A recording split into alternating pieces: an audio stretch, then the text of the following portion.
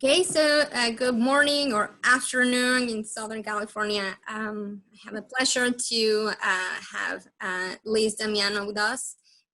She is an alumni from our program. So I'm going to start an interview with her, and there it is. So Liz, first things first, please let us know your name, your full name, your job title, and the organization that you work with. Okay, so full name is Elizabeth Damiano, but everyone calls me Liz, so no one has to call me Elizabeth. It's too much work. I work for a clothing brand called Cabby, and it's women's clothing, and my job there is that I'm at the home office, and I am the LMS administrator and digital learning specialist. Awesome. And can you give us a little description of what you do and what is the significance of your role to this organization? Sure. Okay, so I guess because my job title is kind of a two-parter, on the one half of it, I actually go into the LMS as the administrator, and I run the whole thing. I organize it, I make sure that it's up to date, I ensure that everyone who needs the learning system has access to it in a timely manner. I try to fix glitches and things like that. Add content to it, etc., and just all the management of it. And for about 3,000 to 3,500 people in 3 different countries. So that's the first half of it. And then the second half of it, as the digital learning specialist, I create e-learning content for those 3,500-ish people. Wow, that's, you probably are really busy. Yeah. Yes. Yeah. Wow. And well, how has the learning design and technology led you to this position? So how that started? Gosh, I kind of stumbled into training more as an instructor-led back in a previous job that I had for a long time. And then when they moved to an LMS, I started getting into more e-learning so that we could just distribute certain training to everybody really easily and quickly and efficiently and track it as well. So while I was doing that, I found that I wanted to actually learn a lot more about how these things work and how to create e-learning with different authoring tools and then also, the principles of it as well. Because when I was doing that other job before, I was literally doing everything on PowerPoint. And before we got an LMS, I was actually trying to find a way to make an LMS, which in retrospect, that's a crazy idea. I don't know why I thought I could do that. I have no programming background, but that's kind of how I transitioned into the whole e-learning and then LMS management.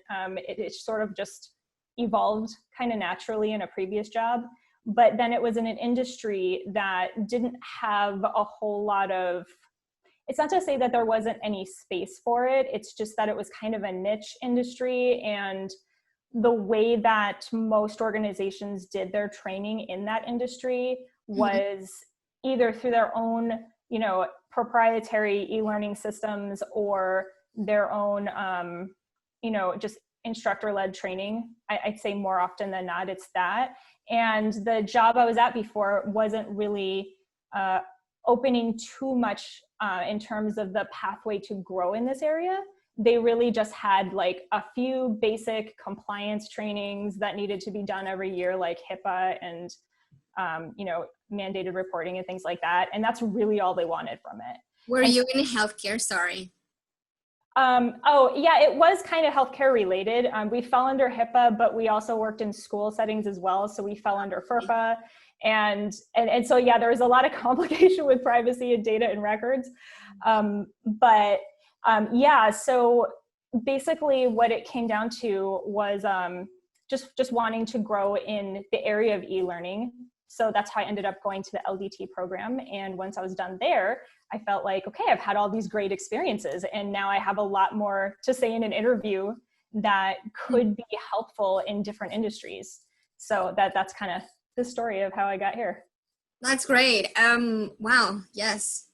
Yeah, I'm a trainer myself, so I understand like how you're getting interesting. Oh, where is this coming from, and how can I make it more efficient with technology tools? That's awesome.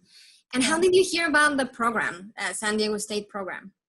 Honestly, I was just looking at programs for instructional design. I think just Google, and I found it, and I thought, oh, San Diego State, that sounds like a good school. So I started to look into it, and I looked into a couple of other programs too, and I noticed that the LDT program was online. And so I first had this sort of like suspicious feeling like, oh, it's an online program. I don't really know how this is going to shake out. But actually, when I learned more about it and I read more about it, I realized, oh, you actually come to class with everybody at the same time, and there's lots of interaction and small groups, and it's like very much like a high touch type of program. So I thought, okay, let's do it.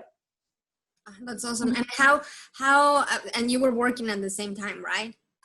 Yes. Yeah. So was that easy to do with a program like this? Not really. I mean, for a while it was doable, let's just say. But then once I got into my second year in the program, I wanted to add a third course to each semester so that I could just be done in 2 years. It was really a goal that I would be done in 2 years. And the fall semester, oh my gosh. Yeah, isn't that pretty? 3 courses was a bit too much. I was also teaching in a graduate program part-time, just like 1 course a week, or like with 1 meeting a week at an actual school. And so that was that was really, really difficult to balance all that stuff. So by spring, I just thought, okay, something has to go, and kind of figured things out. And I focused on school and quit the other job. And so that's kind of how I did it. But it wasn't easy just because we have a lot of projects, and Yes. they're great projects. They're incredible experiences that I've heard that you won't really get anywhere else, but they're also kind of time consuming. And I think that that's the thing about it. That's tough. Yeah. No, but no, it's great that you were able to manage and just learn what takes priority in your life at the moment. So that's pretty awesome. Yeah, sleeping went to the back burner. Aw. It's supposed to take priority, right? But no, it didn't for a while. Yeah, it's one that's of those things stressful. about designing schools or any type of design. It goes somewhere in the corner. Yeah, it does. And Yeah, in grad school in general, I think goes somewhere. Like something has to give somewhere. You can't be adding hours into your week without having space for that first. yeah, So yeah, it pays off, I'm sure. it does. Absolutely. Any significant memories from the program, the LDT program, that stick with you? Like, Oh gosh, yeah. I mean, I also have a background in research, and so and that was kind of like my earlier career goal, was to actually pursue that further and go get a PhD and everything, so that I could work in academia and just do research all the time. But aside from teaching, but that whole thing, for a variety of reasons, didn't really pan out. So I still wanted to have the research, like just take advantage of that experience and everything I learned there. It's hard with 1 master's degree and not a PhD, to go get a research job somewhere. But the fact that LDT gave me research opportunities as well was really exciting to me. So I was able to use that and then actually put it towards something that wasn't completely in left field to where my future was going. So I did a couple of research projects, and I have a couple of publications now.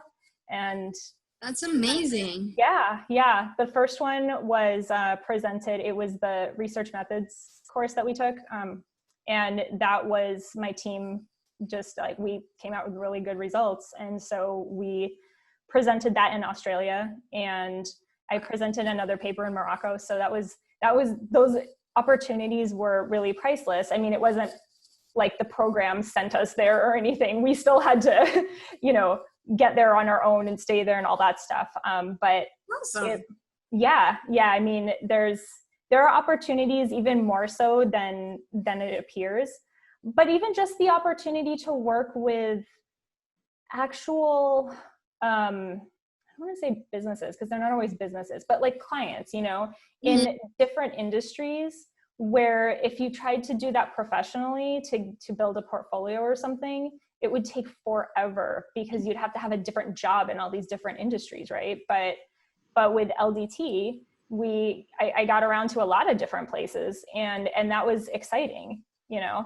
Yeah. So in my job interview, actually, for working at Cabby, I remember I was, just being interviewed by my supervisor, but then we had someone else, like one of our executive team came in to the interview and just kind of randomly popped in and said, okay, but do you know business?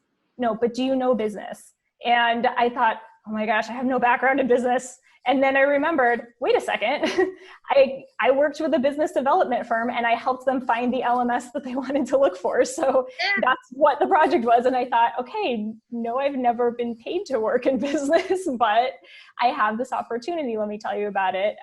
And so that, I think, really sealed the deal there. That's awesome. Yeah. No, I love what you shared. Like, yeah, you wouldn't be able to know or have or experience different industries in a lifetime, but this is a great opportunity. Yeah, I love that. Yeah. And what type, well, like moving on to not different, but related question, and what types of learning design and technology classes or courses have proven to be the most useful to your field? I'd say that it was mostly through the projects and the experiences. And the thing is that everyone, I think, is going to have a different kind of experience in the program because just depending on which projects are available and what they sign up to do. I really got to learn a lot about LMSs by doing a research project that it wasn't part of the research course. It was actually a totally different class, but that's what the client wanted. He wanted a research report about all the LMSs that, we could find to see which ones met his criteria. So that's what we did. And so it was really interesting. And then even getting to learn a tiny bit about web design in the sense of more like the UX. So being able to kind of plan out where everything should be on the screen and all of that, because they also wanted us to design sort of like a landing page for their SSO that would then lead them into the LMS. And so it wasn't an actual functioning website we did, but we did make a PowerPoint that had like interactive functionality. Like you could click on things and go to different pages. And so that was really a cool opportunity too, because I never would have thought about how to do those things, but also I had to learn more about Photoshop. I had to learn a little bit about video editing. I had to learn a little bit about a lot of things that now I actually use on a regular basis in this job. I love it. Yeah. So sometimes I can make my own assets, but don't tell anyone. Well, it's I don't do it often. No, that's no, it sounds pretty fun. Like overall, it sounds really fun. Yeah. So how does a typical day looks for you, like in your day job? Okay. Well, I like to do reports first because a lot of times somebody is waiting for the report and they have to do something with it. So, and then maybe someone else has to do something with it. So first things first. And that's just a lot of Excel and also within the LMS. And then I spend the rest of the day on whatever project it is that I'm working on at the time. Sometimes we're working on a big e-learning course. And so maybe I am storyboarding that, or I might be gathering assets for it, or putting it together. I might be actually building it out in our course authoring tool. And that always takes a while too. So any of those things could be happening. But then there are also times when, I might just be sent, a Zoom recording just like this, and I have to edit it and upload it into our LMS so that people who couldn't attend the meeting live because they're like in the UK or something and sleeping during it, they can watch it afterwards and still learn. So they have some instructor-led training that's presented like that over Zoom.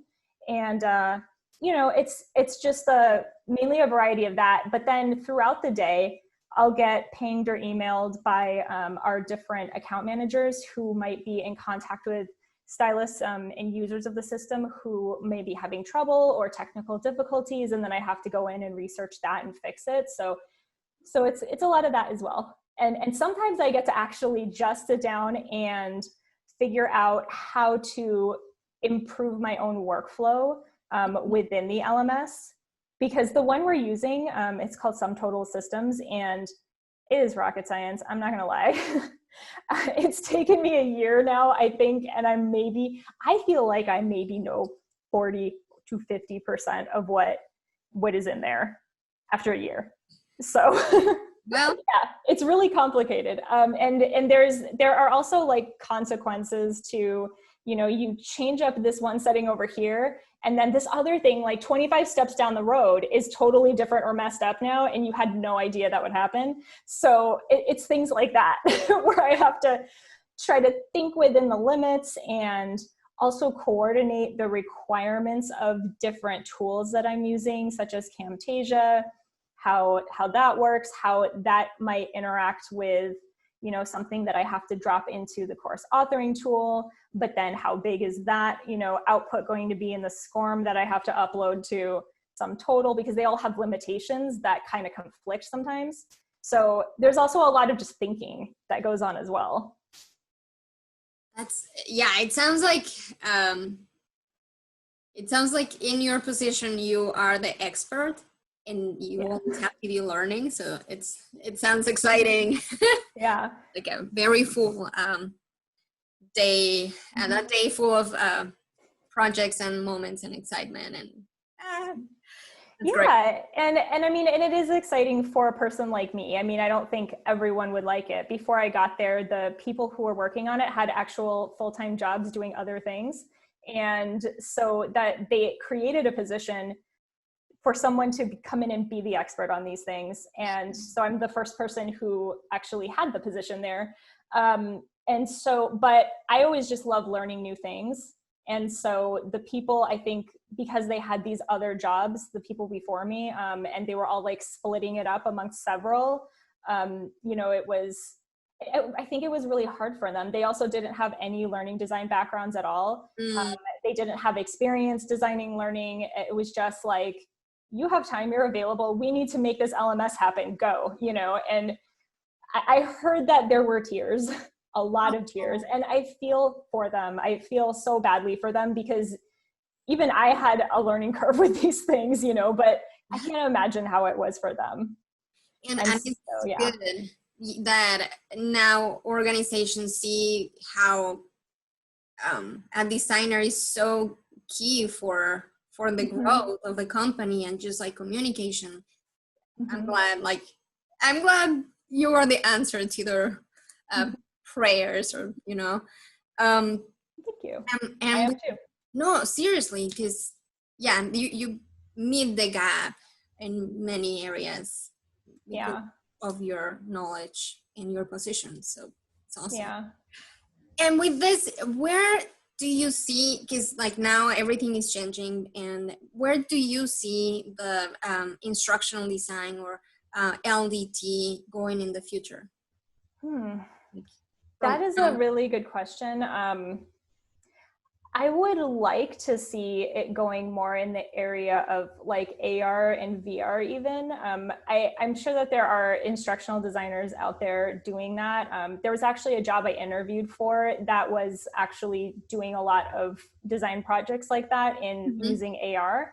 And that was kind of exciting, but it didn't pan out. And so, over at Cabby, I'm not really sure that I see a future for that there, just because of, the content that we're teaching, the way that we're doing it. I'd have to sit down and really think about where that would really fit or be needed. But there are many other industries where it would be hugely beneficial to be able to, have training combined with mixed reality of some sort. Wow. And so I imagine that it probably will go there at some point. I don't know how long it'll take for that to filter down to the average instructional designer who's putting stuff up on, Udemy or something, or into university programs. But I really hope that it makes it there. Yeah. Well, each industry is different for sure, but Probably someday everyone's gonna get there. And something that you mentioned is that you work for CABI, but CABI is all around the globe, or like in many places and many countries. How does this pandemic affected your work? Like in all these different like nations, and how has it been for you and for your job? Yeah, so that is a great question. And it initially kind of stressed me out massively because when we got to the work from home place, I can do my job completely 100% remotely. That's not an issue. But because the stylist, the way that our business works, they are very accustomed to, and all of their experiences lead them, and their training up to this point lead them to go do things in person in people's homes, or meet up somewhere, invite people over to their home or something, and face to face. And with COVID, that can't happen. So all of a sudden, we did have some digital technology tools that would help them have these appointments and such online with people. It wasn't entirely ready to roll out, but then we had to rush that, which meant that in a very, very short period, I had to create like technical training for all these people to use it. and that was kind of stressful, just because it just, the workload increased by a lot as we were trying to adjust to it initially, and we were reacting to the change. I mean, I think we were still in a great place for it anyway, but could have been a lot worse. But yeah, things got insane. And then certain types of instructor-led training that we planned to do in person at this big conference we put on every 6 months for the stylist, that suddenly had to go online as well. And so some of it had to become e-learning courses that were required training for people because they weren't going to be in the conference hall with, the presenter. And then some of that just got presented over, a meeting platform. But yeah, it really, really, for us, especially in T&D, it was crazy for a while until we figured out our plan. Whew, yeah, the whole world went virtual, and that probably makes you part of the expert that needs to come up with answers and solutions. Yeah, I mean, it's never been a better time, unfortunately, to do an LDT program because your skills are going to be needed. I don't know that this is going away anytime soon. So this is what I've heard anyway, who knows?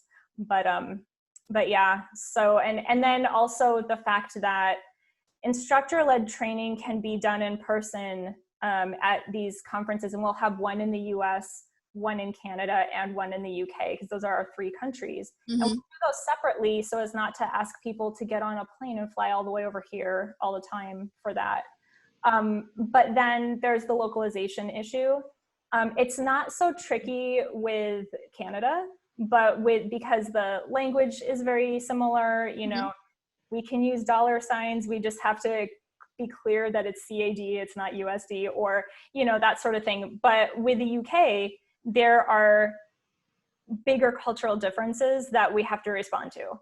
And so, like it's bigger than British pounds, it's not just currency. It's like those pants that you're selling, you can't call them pants. If you call them pants, that's underwear. There's a different dialect of English, that then has to be considered as well. And we do have international experts, and one who is from there. And so I work with her a bit now too.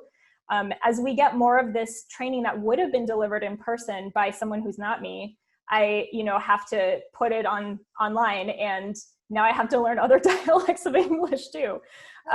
So yeah, it's not too hard, but it's just a little extra layer of, and then she has to check over everything. So the more people you involve in something, the longer it takes, that sort of thing. Yeah, and you have to bring everything in context so they can understand it also. Yeah, exactly. Embrace it the brand or product better. It's awesome. It's very exciting. You're like what you're just presenting to us, or to me, it's just pretty exciting. It is. It's a lot, but if you love learning, it's a great thing to do because you learn about a lot of things. Like, I now know a lot about business. I didn't know about business before, didn't care about business before, but now I'm kind of like, oh, okay, so that's how you could be an entrepreneur. All right. Because I work with the subject matter experts, obviously. I'm not the one doing all the research and everything, but there's just so much that I've learned, and it's more about specific to how we do things, I guess, too, in our culture in the company. But it's something, and it's new to me, and I love new things. Yes. Shiny. Yeah, no, again, it's super exciting. As someone that is curious, is perfect for a position like this. And yeah. And something that I've been thinking, how can you, if you could describe your experience in the LDT program at San Diego State University with one word, what that word be? Like your experience that you have. Yeah. One word. I would say diverse. Oh. Because again, it goes down to like so many different client projects, and then so many different topics within learning design, and then so many different topics where you marry that to technology even. I mean, you get into so many possible different areas with it that like that's the one thing that I think kind of brings it together for me. It's a good word. Yeah, diversity. Thank you. Yes. And well, the last thing that we have here for you is if you could give any advice specifically for potential students and also for current students at the program, what would that be? In your experience, like what can advise to potential and current students? I honestly think that because you're working in so many different teams throughout the whole program and working with so many different people, is really to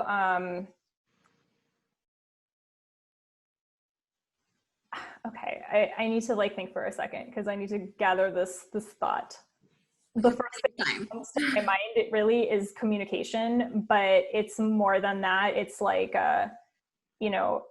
making sure that everyone's really clear about what is expected and what's going on, but also those kind of interpersonal skills to handle, very small, like minor types of hiccups and whatnot with the project. Honestly, I would say like in the project management area, time, like the schedule of things and how you plan that out, and the relationship management aspect of it, like the people management, and not just managing like I'm your boss, I'm going to tell you what to do, but more like managing in a lateral way, but even managing above, because sometimes you'll end up with clients who they're not really sure what they want, or they have a kind of cloudy idea of it. I'm sorry, hold on just a second.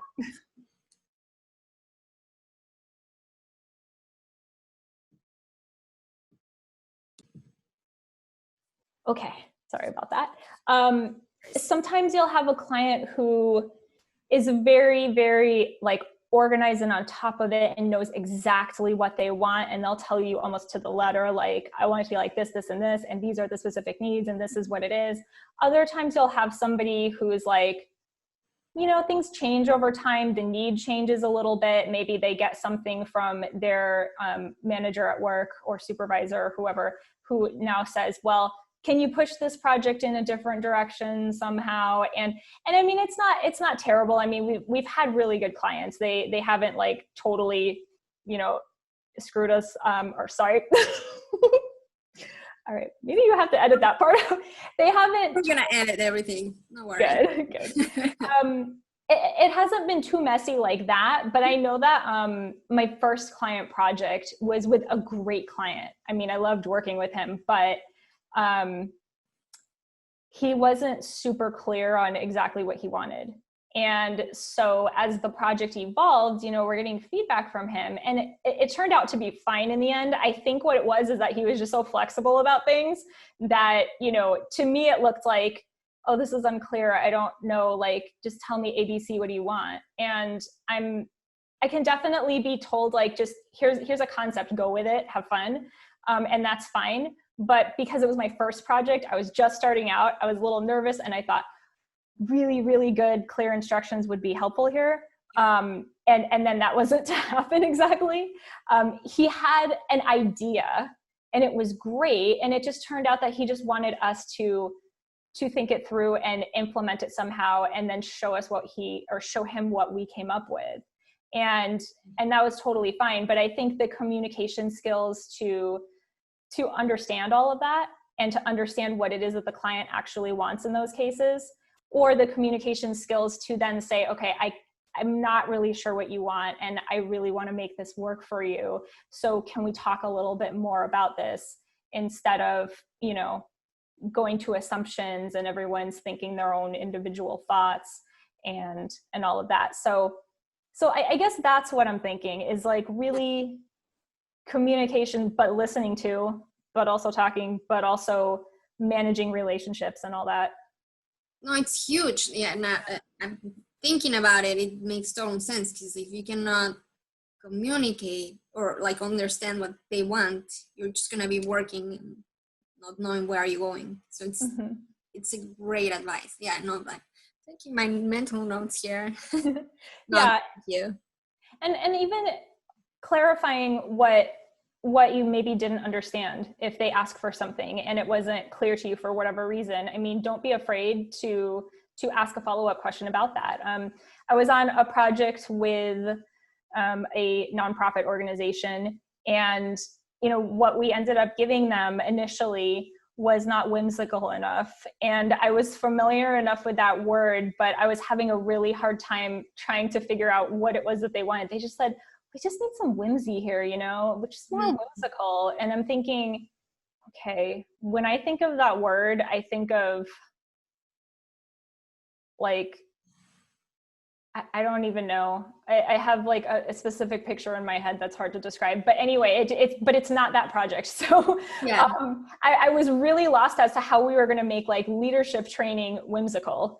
And so that was just a little tough for me, but I had to have a few conversations with them and kind of sometimes even repeat back to them, like paraphrase what they just said to make sure that I understand it correctly. Some people might feel afraid to ask questions, or nervous that maybe it'll look like they don't know what they're doing, or they, like with that word, like they don't have a good vocabulary or whatever. Don't be afraid of that. The client will be much happier with you, I think, if you ask the questions you need to ask and get the project done in a way that they like it.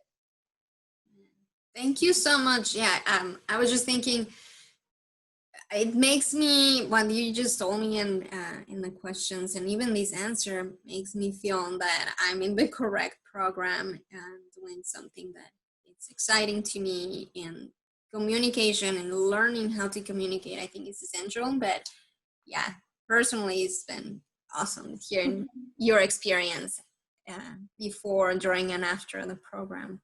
Thank you. Yeah, of course. Thank you for your time, and how is it for you? How are you? It's your first semester? And this is, well, I am not technically enrolled yet, because I don't know, there were like some technicalities during the enrollment, and then we had to stop because of COVID. So, but I'm taking the classes, and then I'm gonna join the cohort like normally. But this is my second class. The first one was really good. It was LDT 540.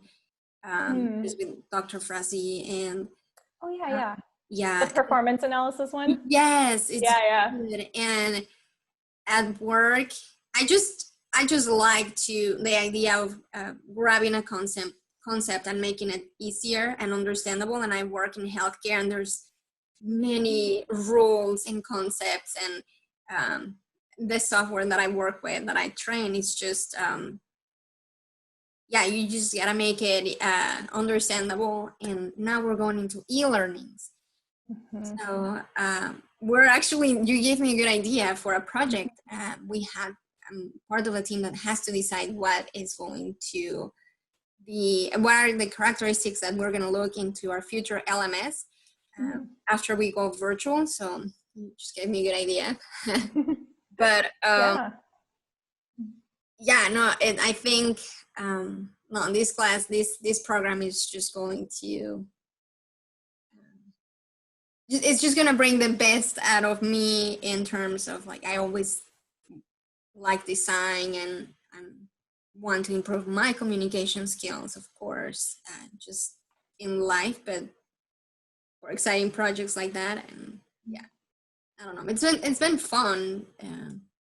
Still, it's just my second class. It's a long way to get there. Yeah. Well, and what's kind of funny about it is that you think that it's just gonna, when I walked in, I thought it was just gonna be e-learning. And now you just reminded me that I did feel a little bit surprised by the back end of that being as complex as it is, you know, and with the performance analysis, training needs assessment, you know, the measurement and everything. And the measurement, like, I kind of already knew that from working in LMSs before and seeing that they measure a lot of things. But yeah, of course you want to know, did the training work as well? And, you know, and then on top of that, not just the design part of it, but the performance management aspects of it, that is really intriguing to me. And I feel like,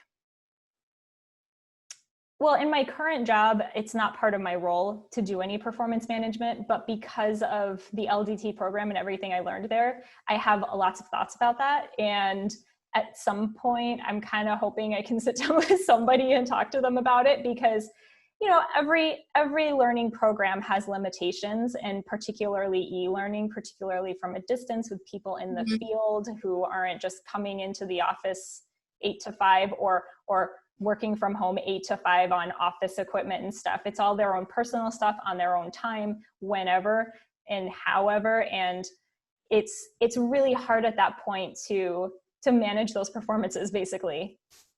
And it's not technically part of my job to come up with a plan to do that, but I still sometimes give suggestions or ideas because of LDT. I wouldn't have known to think about your it. Perspective. Well, now it's different since you can understand that there's gaps that are not necessarily the training. Right. You know? Right. Yeah, no, it's been really fun talking to you. Thank you. Yeah, thank you. No, truly, it's getting inspired and excited, and yeah. That's good. That's good. I hope that's another area that instructional designers can become more known for as well.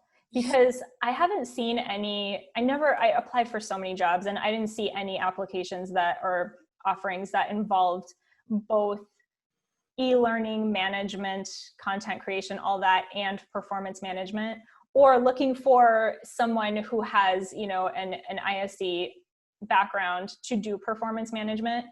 I think they think of that like, oh, well, that's HR or that's, you know, some other department, but the way that we would conceptualize performance isn't actually the way, in my experience anyway, that HR necessarily always looks at things. I'm not an HR expert though, so I can't say like never at all, but that they would do this. But it just makes me wonder if we have like maybe our version of performance management and other disciplines have their version of performance management. It becomes something like leadership also, you know, like anybody can say I'm a leadership expert and I'm just going to write a book. And now as a result, there are like 5,000 different ways to be a leader. And like, which one do you pick? It's really overwhelming, you know? I hope that the instructional design approach to performance management doesn't get stuck with instructional designers. Yeah. Because nobody's asking us, an instructional designer, to my knowledge, to be doing stuff like that. If that makes sense. Yes. But the two fit together so very well.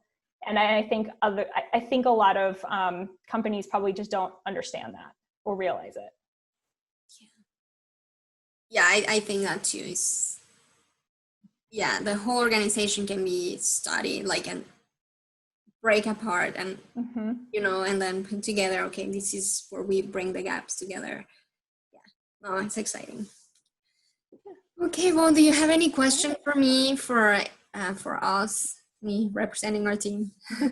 I don't think so at this point. I know at some point we're going to schedule a meeting, right? Yes. And yeah, Minjuan emailed me about that and just kind of gave me everyone's name and their email address. But then I think she was saying she was going to contact me or have you guys or something like that. I can't remember what it said, but it was after this next project is done. So Yes. So yeah, we're going this week. So yeah. Okay, cool. And So we'll make you a copy of our project, our video, and we hope you liked the project and the video. yeah, I hope so too. But you know, if I don't, it doesn't really matter. It matters if Minjuan likes it and a new interview. No, I'm kidding. I don't know. yeah. We definitely can. I think it really probably matters too if you guys like it. You have to be proud of your work, and you have to be able to do something that makes you feel good too. So that's what I hope for. Will do. Okay, well, thank you so much again for meeting me on a Saturday afternoon. I hope you have fun as well, and I hope your projects during the week and the rest of the year go really well. Yeah. Well, thank you. Same to you. Okay. Well, all right. Well, I'll see you in our next meeting because I joined that project. So. Okay, awesome. We'll see you then. Okay, goodbye. Okay, bye.